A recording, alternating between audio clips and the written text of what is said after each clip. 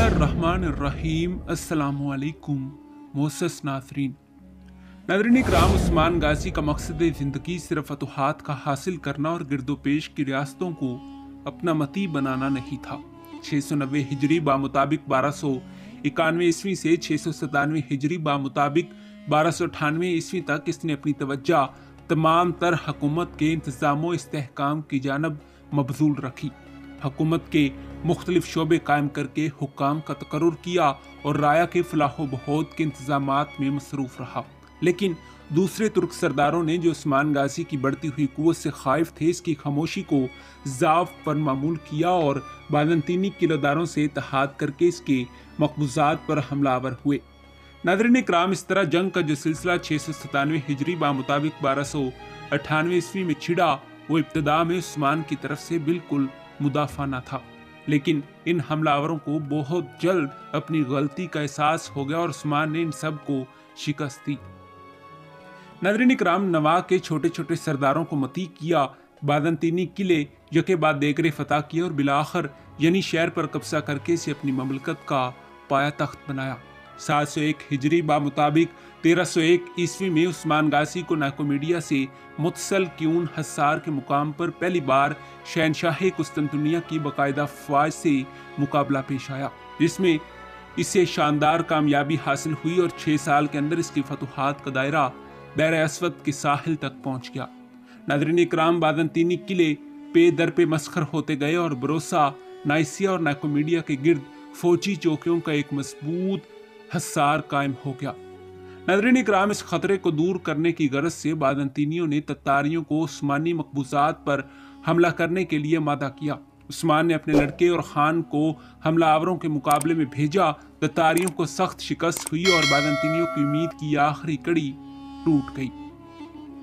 नाज़रीन इकराम, 717 हिजरी बामुताबिक 1317 ईस्वी में उस्मान ने बरोसा का मुहासरा किया, जो एशिया कोचक में सल्तनते बाज़ंतीनी का एक नहायत अहम शहर था। मुहासरा तकरीबन 10 साल तक जारी रहा। बिलाखिर 766 हिजरी बामुताबिक 1366 ईस्वी में आजिज़ आकर मैसूरैन ने हथियार डाल दिए और शहर को खाली कर दिया और तुर्की फौज और खान की सरकर्दगी में फातिहाना तौर पर बरोसा में दाखिल हुई। उस्मान इस वक्त सगोत में मस्तरे मर्ग पर था, लेकिन वफात से कबल और खान ये खुशखबरी लेकर इसके पास पहुंच गया।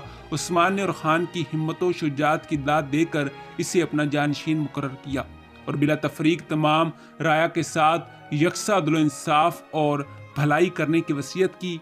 फिर ये हदायत की कि इसे बरोसा में दफन किया जाए और इस शहर को उस्मानी ममलकत का पाया तख्त बनाया जाए। चुनाचे वसीयत के मुताबिक इसे बरोसा में दफन किया गया और इसकी कब्र पर एक आलीशान मकबरा तमीर किया गया। नाज़रीन इकराम, उस्मान दौलते उस्मानिया का पहला ताजदार है। इस बना पर अमूमन इसके नाम के साथ सुल्तान का लक़ब भी शामिल कर देते हैं, लेकिन खुद इसने और इसके बाद उरहान और मुराद अव्वल ने सिर्फ अमीर ही का लक़ब अख्तियार किया था।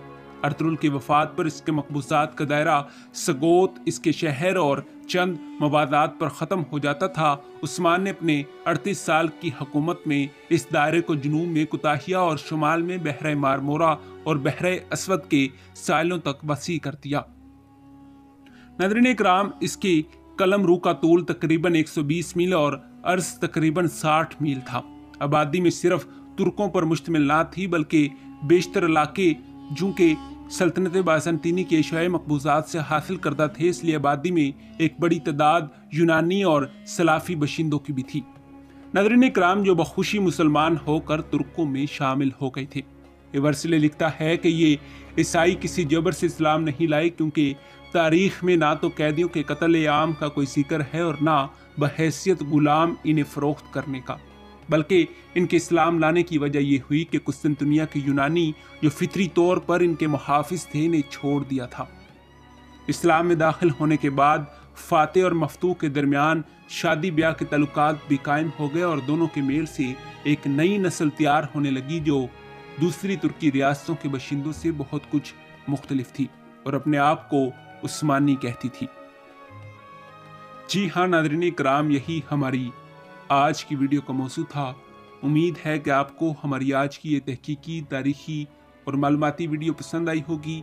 मिलते हैं اسی موضوع کی اگلی قسط کے ساتھ، تب تک دیجیے اجازت، خدا حافظ۔